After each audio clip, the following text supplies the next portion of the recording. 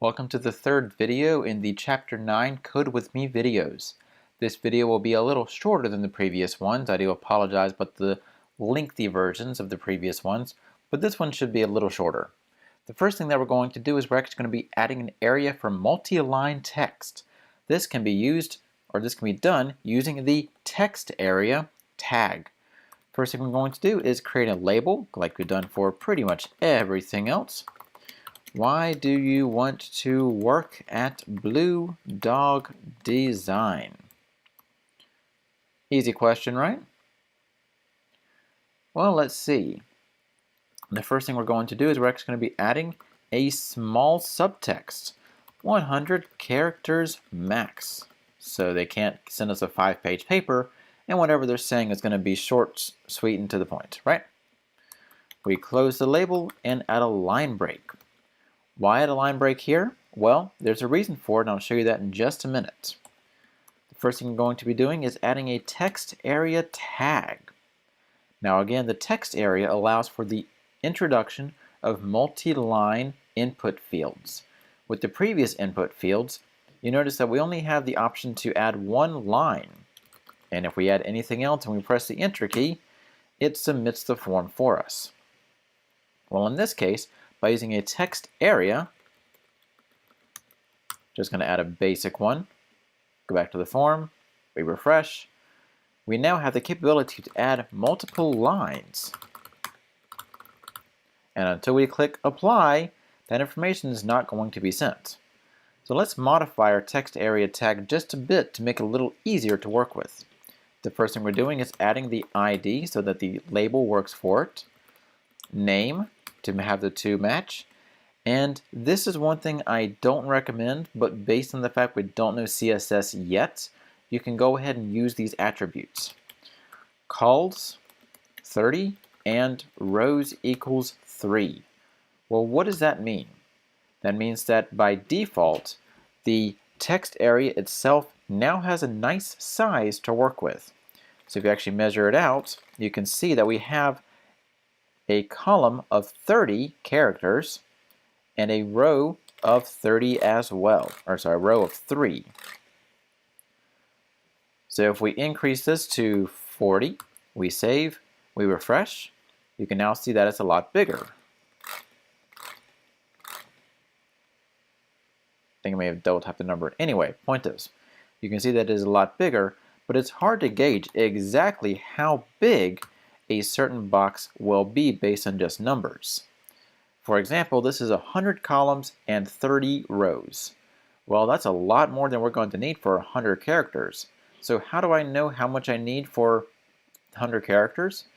Well, in this case, let's just stick with 30 rows and 3 columns. 3 rows and 30 columns. Save, refresh, and now we're back down to the small size. Once we get into CSS, it'll be a whole lot easier to stylize and size text areas, but for now, you can use the calls and the rows attributes. In a lot of modern browsers, it may allow you to have this little kind of triangular design at the bottom, which does allow you to resize the text area based on your demands. So here, I can resize it to as wide and as tall as I want, as long as the browser allows me. But that's just a nice little feature of modern browsers. Once you save and refresh, it goes back to the default styling. Okay, don't forget, line break after that. Save, refresh, applies on a different line. Good. Now, why do we add a line break between the label and the text area? Well, if you don't, you save, you refresh. You notice the text area now appears to the right of the 100 characters max small text. And that's not exactly good user design.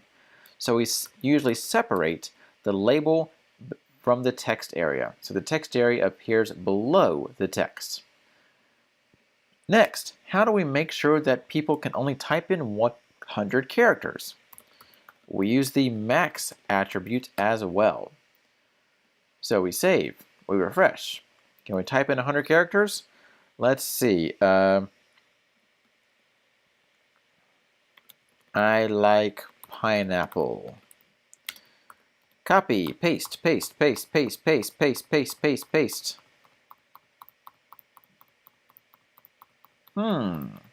This is letting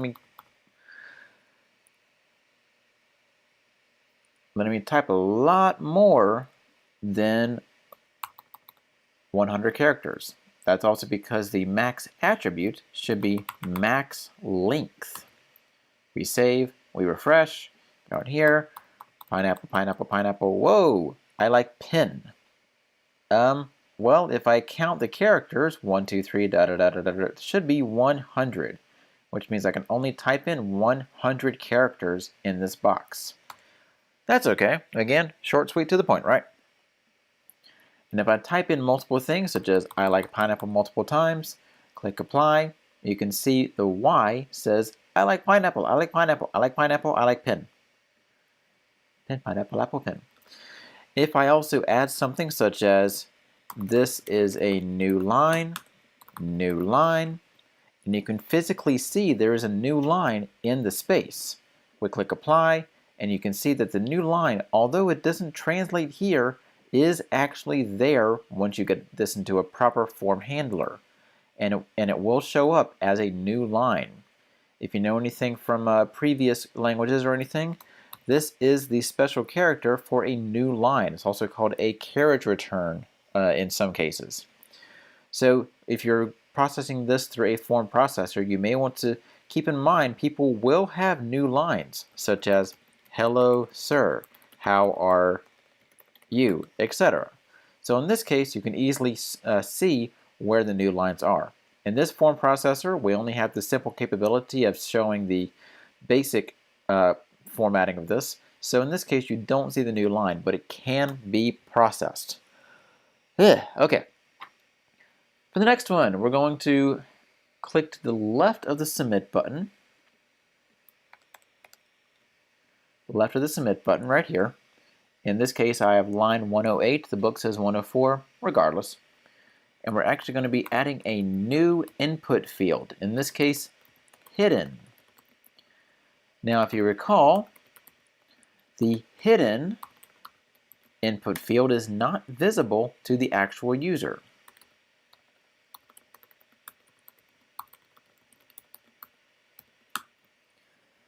And as far as the form is concerned, they can't see it, but it's still going to be passed with the form data.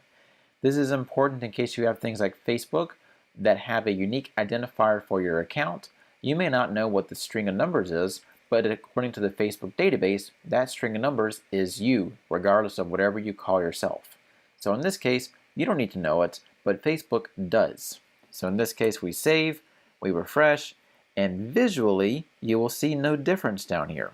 If you take a look at the code, you'll see that at the very bottom, we have an input field of hidden, name, form, version. No ID is necessary because we can't call it or can't do anything with it. And the value is form version 1.0. So if we apply, we can see that, hey, form version 1.0. We can have this say whatever we want. I like pineapple. We save, we refresh, we apply, form version, I like pineapple. So again, with that you can have it say anything you want as long as it gets passed to the form. Does it seem like a security risk? Some people can see it that way, but in this case, it's easier to pass information that is not relevant for the user, but is relevant to the user, such as unique IDs. In this case, they can't modify them, so why give them the option to do so? Okay. The last item, or I'm sorry, the next item we're going to be doing is adding a reset button. Oh boy, this is probably one of the least favorite things in web development. Okay, click to the right of the Submit button. Enter for new line. Input type reset. Value start over. Now please keep in mind that whenever you're dealing with something like this in the actual production development world, do not make the reset button the same color as the apply button, and also do not make the reset button a better color than the apply or the submit button, because chances are If someone fills out this whole form, whoop,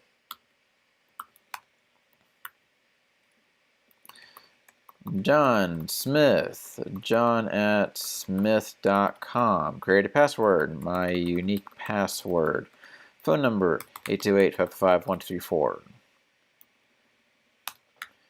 Online portfolio, example or my cool site. Upload resume. Okay, select a file. What date can I start? 2 weeks, 2 weeks from today. How many hours can I commit to? Let's say 14. Willing to work as an unpaid intern? No. Prefer to work afternoon. My first choice is front-end development. I have experience with HTML, CSS, JavaScript, and PHP. I'm comfortable with Windows, Mac, and Linux. I like to use Fedora Core. Why do you want to work design? Because I am awesome. And hey, look, there's a button down here I'm going to click. What happens if I click it? Oh boy. All of the information I just put in has been erased. So hopefully this shows you what the reset button does, and hopefully you never have to use this, because this is one of the most annoying things in web development. Ugh. Okay, so what we're going to do now is actually going to replace this reset button with an actual button itself. Type reset, again, just as annoying.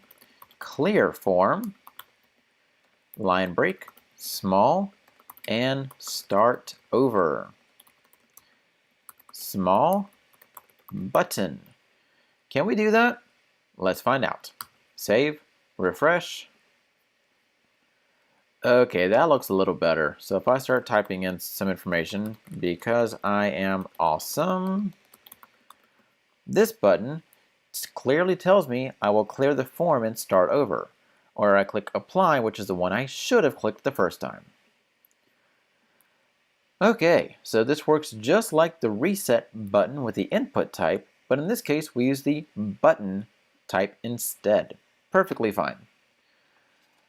Alright, next we're actually going to be editing the submit button and changing the type to an image. So in this case we're going to be modifying, the input type to image. We're going to delete the value, and we're going to add the src, alt, width, and height. Okay, the src, hopefully we have everything right. Images, good. And inside the images we have an apply button. Good. Okay, so src equals images apply.gif. Good. Thank you, brackets. Alt, apply for internship. Width in pixels is 426. Height is 110. That is a big image. Okay, save, refresh, and that's a big button. Okay, so what if we type something in? Because I am awesome, because I can spell awesome right, I can click on the apply for internship, and it will submit my button for me. It also added some extra information, X and Y. What does that mean? That's actually going to tell you where the person clicked on the image itself. So if I go up here at the very top, because graphic design starts at the top left, I click, it tells me 1 and 2, so I'm almost at the top. I go to the very bottom down here, click, 424, 109, 426, 110. Ooh, I was so close. This is not really relevant information, but it's a cool thing to have in case you want them to see where they're clicking on, and you can generate a heat map for how this type of graphic will be clicked on. Okay, for the next item,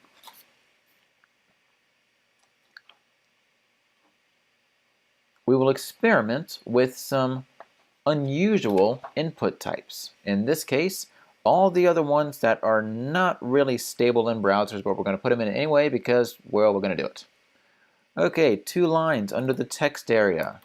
Input type equals color, name, color. And we're not going to add an ID because, well, we have no labels for this and there's nothing to identify it with. We're just going to add them for the sake of experimentation. Next is week. Name week. Don't forget we do need a name because otherwise, well, the form doesn't know what to store this in so it can be submitted.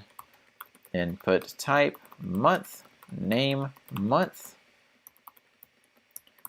Input type time, name time.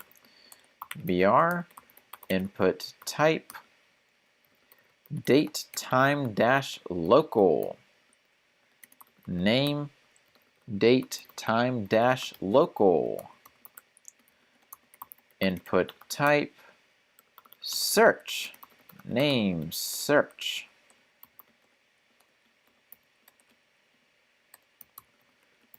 And last one, input type range. Name range. Ooh, okay, so what does all of this do? Well, we save, we refresh, we take a look, and we can see that these different fields have now shown up. So now we can easily choose a color that we want. That's a lot of black, so let's open it up to this shade of yellow. We can choose a week. In this case, our current week is week 41. We can choose a month. In this case, going to say July. We can choose a time. Well, it doesn't exactly give me a clock to choose from, so I'm just going to put in a random time. And then date time local. 2 weeks from now, time is something random. And in this case, we have a little dot that goes up and down of a slide bar. How do I know what is max and what is minimum? Well, I don't. How do I know what number I'm on? No idea. And last, the search. You notice that we can search by username, and it automatically adds this little X to it so we can clear it out in case we want.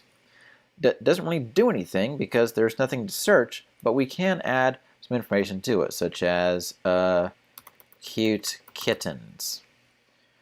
We click on this, and we can see that color has been identified as a hex code.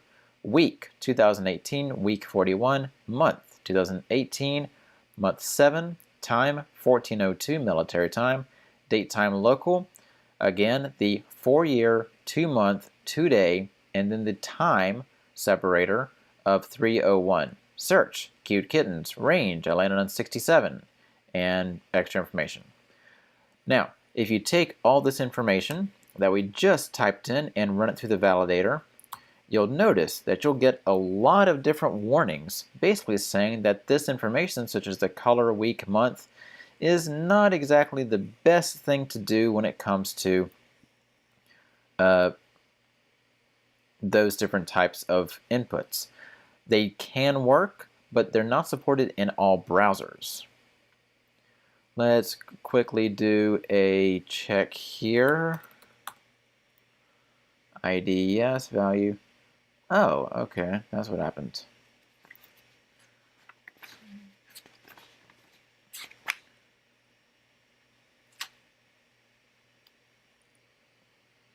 ID, yes. Oh, okay. There we go. ID, no. So this way the name and the IDs match up. Or, sorry, the name matches up, the value acts as the value, and the ID and the label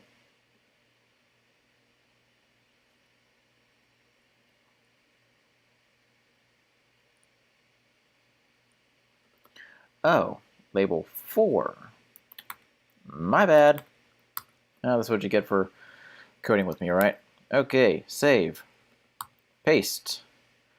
Check. And we should have nothing but warnings now. Warning date, warning color, warning week, warning month, warning time, warning date time local. So everything except for, in the new version, the search and range are not supported in all browsers. So again, they can be used, but just keep in mind that if you run it through the validator, you will get errors. Okay, so that is it for this video. In the next video, we're going to be talking about some usability portions dealing with an application field. So if you have any questions about anything covered in this video or anything in Chapter 9, please send me an email or hit me up on Twitter. I'll get back to you with the best possible answer.